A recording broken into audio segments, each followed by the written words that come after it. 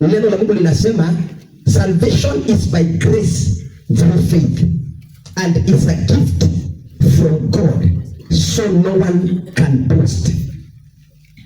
Ya kwamba wokovu ni kwa sababu ya neema katika imani.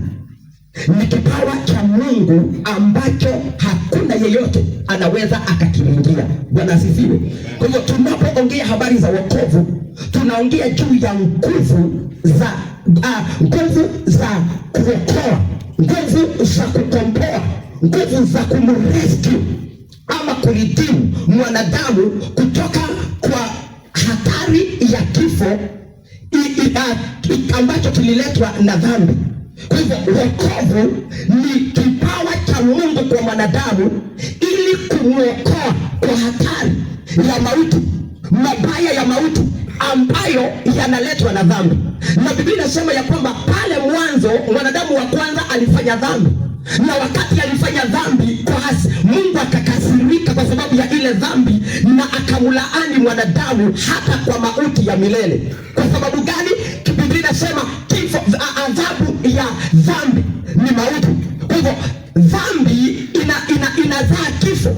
Kwa hivyo mwanadamu yule wa kwanza alipokosea, kukawa na mpaka katikati ya mwanadamu na Mungu, na ule uzima ambao Mungu alikuwa amekusudia kwa maisha ya mwanadamu tangia mwanzo, neno la Mungu linasema ule uzima ukaondolewa kwa sababu ya dhambi. Na baada ya hiyo mwanadamu akateseka na akateseka na kukawa na mazungumzo mbinguni. Mungu akawa na kikao, ule Utatu Mtakatifu wakakaa chini, Mungu Baba, Mwana na Roho Mtakatifu, na wakazungumza, na ukaulizwa ni nani atakayeenda kwa sababu ya wokovu wa wanadamu. Na Kristo Yesu akasema mimi nitaenda kwa sababu yao, akamtoa mwana wake wa pekee Yesu, akaja akafa kifo ambacho kilikuwa cha aibu, kifo ambacho kilikuwa ni cha laana, akafanyika kuwa dhambi na yeye hakuwa na dhambi. Kwa nini alifanyika dhambi?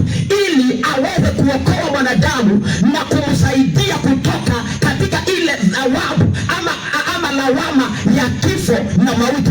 Bwana asifiwe. Na neno la Mungu linasema baada ya hiyo Kristo Yesu akashinda dhambi na mauti, na kwa damu yake akaweza kutuokoa. Yeyote atakayekiri ya kwamba Kristo Yesu ni Bwana, maandiko yanasema anaokolewa. Kwa hiyo tunapokiri Yesu, tunapompokea Yesu, tunapopokea wokovu wake, tunaokolewa kutoka kwa madhara ya dhambi iletayo mauti. Bwana asifiwe sana.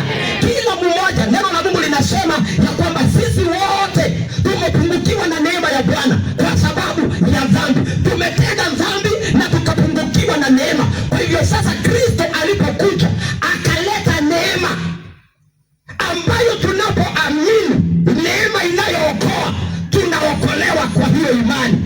Wokovu sio kitu ambacho leo ukiokoka watu wataanza kuona ya kwamba umeokoka.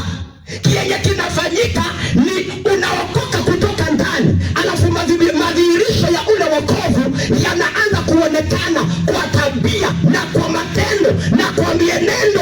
Unapokea ule uzima, maneno yako yanaanza kubadilika, kila kitu chako kinaanza kubadilika, maana wokovu ni kipawa cha Mungu ambacho kinatuokoa kutoka kwa mauti. Ninakuja na neema ya Bwana nitangaze, yeyote ako chini ya sauti yangu, na inawezekana kuna roho ya mauti ambayo inakuandama leo, nimekuja na neno la wokovu. The moment utaelewa wokovu ni nini, unakombolewa na unaokolewa, ile nguvu ya mauti inaisha uwezo juu ya maisha yako na unaanza kuishi. Wakati ile tulikuwa kwa dhambi, tulikuwa tumekufa, hatukuhesabiwa haki, lakini tulipomwamini Yesu tukaanza kuhesabiwa haki. Ninaweza nikasema leo ya kwamba mimi ni mwenye haki, kwa maana damu ya Yesu imenitakasa, ninahesabiwa haki kwa sababu ya neema ya Bwana. Salamia mtu mwambie nimehesabiwa haki. Nguvu za mauti hazina uwezo juu ya maisha ya yeyote ambaye ameokoka. Wakati tumeokoka, kifo kinaisha nguvu kwa maisha yetu. Na ninaposema, mtu mwingine anaweza akauliza, na kwa nini watu huwa wanakufa hata kwa kanisa? Wapendwa, sisi hatukufaki. Biblia inasema yeyote ambaye amemwamini Yesu ameokolewa kutoka kwa mauti. Na ndio na kwa hivyo hatuogopi kifo, hatuogopi mauti, kwa maana covenant ya mauti tunapomwamini Yesu, hiyo damu ambayo ilimwagika msalabani, hicho kifo ambacho walikufa, kifo chetu kilikufa. Unajua hujaelewa hiyo. Nasema kifo chetu kilikufa. Na ndio maandiko yanasema wakati mwenye haki anakufa, sio kufa huwa anakufa, ni kulala. Analala. Na ndio Yesu wakati aliambiwa ya kwamba Lazaro wamekufa, alisema twende tumuamshe. Na walipofika kwa kina Lazaro, Yesu akauliza mumemweka wapi? Na wenye anauliza ni watu ambao hawakuwa na ufunuo wa wokovu, hawakuwa wamefunuliwa huyu ni nani anayewauliza mumemweka wapi. Kwa nini wanadamu wanaweza kukuweka mahali ambapo Mungu hajakuweka? Lazaro alikuwa amewekwa kwa kaburi, lakini Mungu hakuwa amekubaliana na hilo kaburi. Na ndio anawauliza mumemweka wapi? Wanajaribu kupeana story, wanamwambia Yesu tumemuzika, imekuwa siku 4, hata ameshaanuka, ameshaanza kuoza. Yesu akawaambia kwa lugha nyingine, ninaona ndani ya roho ya Yesu ni kama anawaambia wacheni story, niambieni mumemweka wapi? Hata leo wakati Mungu anasema kuna mtu wako hapa, na inawezekana kwenu kuna mahali watu wa kijiji wamewaweka, kuna mahali watu wa eneo la kwenu wamewaweka, kuna mahali familia yenu, watu wa jamii yenye unaitanishwa nayo, kuna mahali wamekuweka wewe na wazazi wako.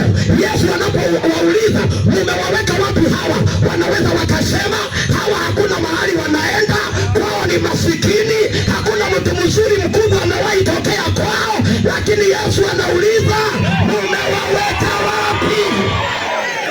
Salamia jirani, umwambie mahali umeniweka, sio hapo Bwana ameniweka.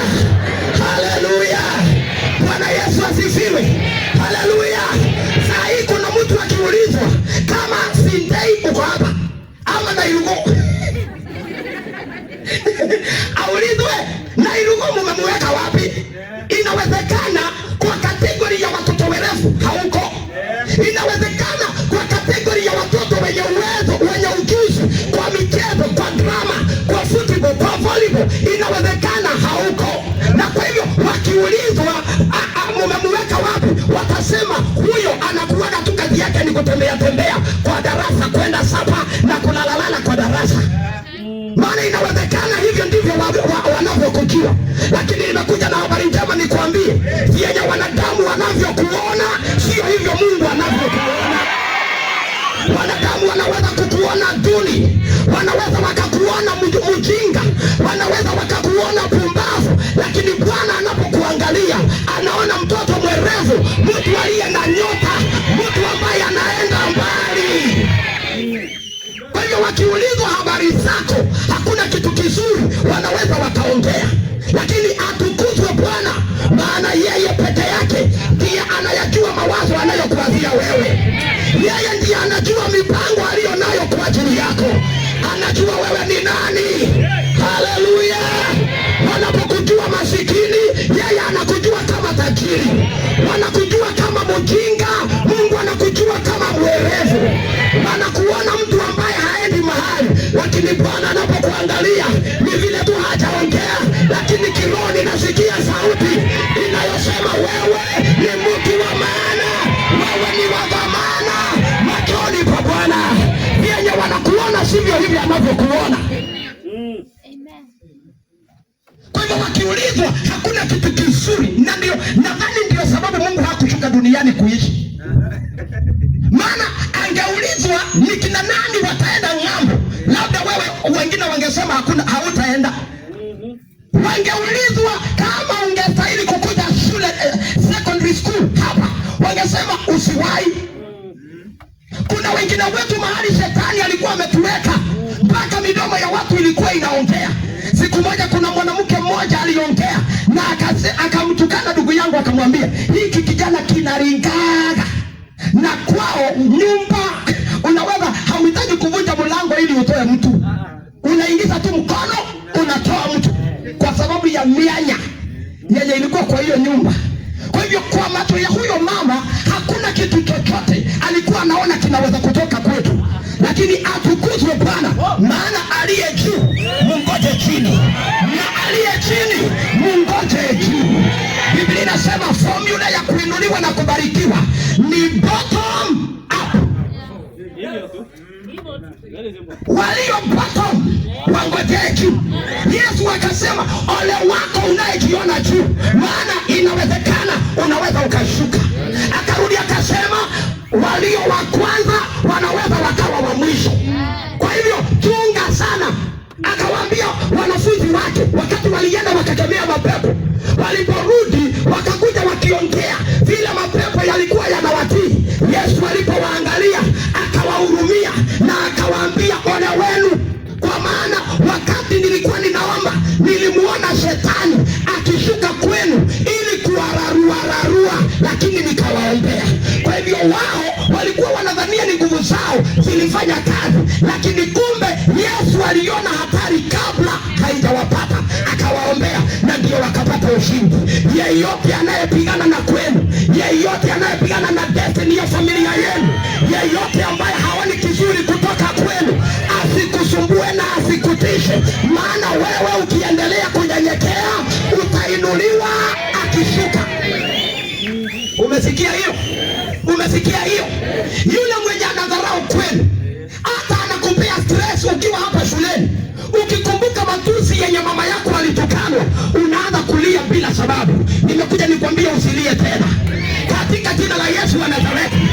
Inawezekana hata kunao wanasumbua mzazi wako wakimnyang'anya shamba, maana hawaoni kama kuna mtu yeyote kwenu anaweza kumsaidia. Nimekuja nikwambie usiogope na usisumbuke. Concentrate na masomo, concentrate na kenye kilikuleta hapa shuleni, maana siku moja wewe unaweza kuwa mwokozi wa familia yenu katika jina la Yesu wa Nazareti. Ile aibu yenye imekuwa kwa familia yenu, wewe ndiye Bwana anainua kwa jamii yenu uweze kuondoa hiyo aibu. Salamu ya mtu haifai, mwambie mimi ni Yohana wa nyumba yetu, mimi ni mkombozi wa nyumba ya baba yangu, nitaondoa aibu. Mwambie nitaondoa aibu.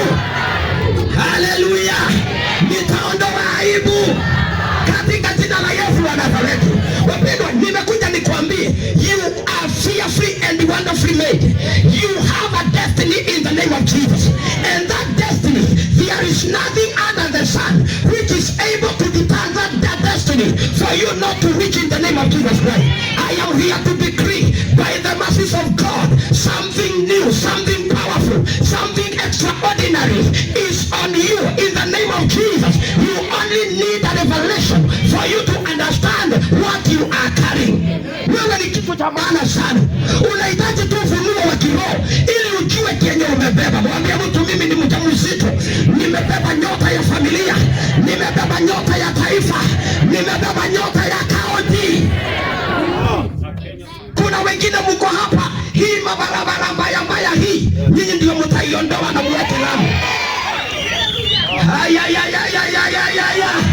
Kuna wengine mko hapa, hii senda hii yenye hakuna kitu kizuri kinaonekana pale. Nimekuja nikwambie, wengine wenu mko hapa, nyinyi ndio mtafanya hii town hii ikuwe tauni moja bora katika taifa la Kenya.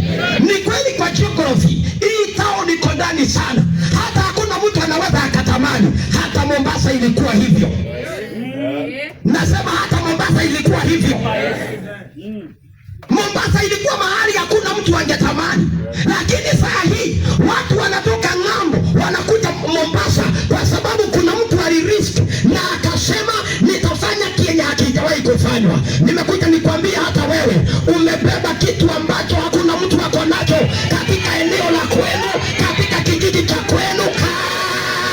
Umebeba kitu cha dhamana, na hicho kitu cha dhamana ndicho nimekuja kuchotea na habari njema. Nikwambie katika jina la Yesu, hata laana yenye iliwekwa kwa familia, wewe Bwana atakutumia kuiondoa. Hata kama ni laana ya kifo cha mapema, wewe utakuja kuiondoa hiyo laana. Kuna Wengine mko hapa labda hamuna baba. Baba aliaga mapema kwa sababu kuna misimu, kuna maroho ya misingi ambayo inauaga watu kwenu mapema. Nimekuja nikwambie wewe hautakufa mapema, kwa maana Mungu ameweka kitu ndani yako ili ukomboe familia yenu kwa mauti ya mapema. Kila wakati Mungu anataka kufanya kitu, anainuaga mtu. Hafanyagi hivyo, maana Mungu ni roho, na roho haitembeagi peke yake, inaingiaga ndani ya mtu. Na ndio unaona kabla mtu hajaokoka anakuwaga possessed, lakini ukishaokoka ile roho chafu inaondokaga ndani yako. Na Biblia inasema hata kama unapitia mateso, sio kwamba uko possessed, ni roho ya kukukandamiza ili usijielewe. Tukishaokoka shetani anaga uwezo juu yetu. Kienye shetani huwa anafanya, ana oppress, anakufinyilia. Kwa nini anakufinyilia? Maana anajua sasa umeshaokoka, na vyenye umeshaokoka unaweza ukatumiwa na Mungu, kwa sababu umeondoka kwa mateka yake, umeondoka kwa utumwa wake. Na tazama, mtu akishaokoka, maandiko yanasema anafanyika kuwa kiumbe kipya. Mambo ya zamani yanapita, na tazama anakuwa mpya. Kwa hivyo ukishaokoka unakuwaga mpya. Ukikuwa mpya, sasa shetani kienye huwa anajaribu kufanya ni kukuoppress. Anakufinya na magonjwa, anakufinya na laana, anakufinya na habits, addictions. Unajikuta umeokoka lakini uko addicted na pornography. Umeokoka lakini uko addicted na avieta. Umeokoka lakini uko addicted na vitu fulani na fulani. Hiyo addiction ndio shetani anatumiaga kuoppress watu. Kwa hivyo ile deliverance unaonaga tukifanya, na mtu unashangaa, hata huyu na ameokoka, huyu na nitialeti wasiyu, kwa nini anakombolewa? Kumbe anakuwaga wa mapepo. Hakuwagi wa mapepo, ni maroho yanajaribugi kumoppress ili asije akajielewa, akamanifest na akamanifest kenye Mungu ameweka ndani yake. Kwa hivyo shetani anafinyilia. Kama saa hii kanisa limefinyiliwa financially, Wakristo wamefinyiliwa mpaka wanaonyeshwa wokovu sio wa maana. Wanafinyiliwa mpaka wanaonyeshwa kwenda kanisa sio kitu cha maana. Na ndio Gen Z wengi wanasema sisi tuliacha kanisa lakini hatukuacha Mungu. Hiyo ni uongo na upotovu wa shetani. Maana Yesu mwenyewe akasema, wawili wakikutana ama watatu na wafanya ushirika, Mungu huwa pamoja na wao. Kwa hiyo kile kinapendeza Mungu baada ya kuokoka, ule ushirika wa waokovu unasababisha watu wakue, wana grow katika mambo ya Mungu. Kwa hivyo saa hii kile shetani anafanya, anawaondoa watu katika ushirika ili aendelee kuwafinyilia. Haleluya. Kwa hivyo anawatenga ili aendelee kuwatesa, maana anajua tukikutana vile tumekutana, tukifanya ibada kama hii tunayoifanya, ushirika kama huu wenye tunafanya, kuna maroho yanasumbuka saa hii, kuna mapepo yanasumbuka. Uko hapa na kuna maroho yanasumbuka kwenu. Uko hapa kanisani kwa ibada hii na kuna mapepo yanatoka kwa mama yako, kuna mapepo yanatoka kwa ndugu zako, kuna mapepo yanawachilia baba yako, kuna maroho ya ulevi yanahama kwenu. Kuna kitu kinafanyika. Maana nguvu za Mungu hazizuiliwi na distance. The power of God is not limited by distance. Na ndio mhubiri mwingine alikuwa anasema, distance is not a barrier to the saving power of Christ. Tuko hapa na nguvu za Mungu zinaweza enda kufanya kazi Mombasa. Tuko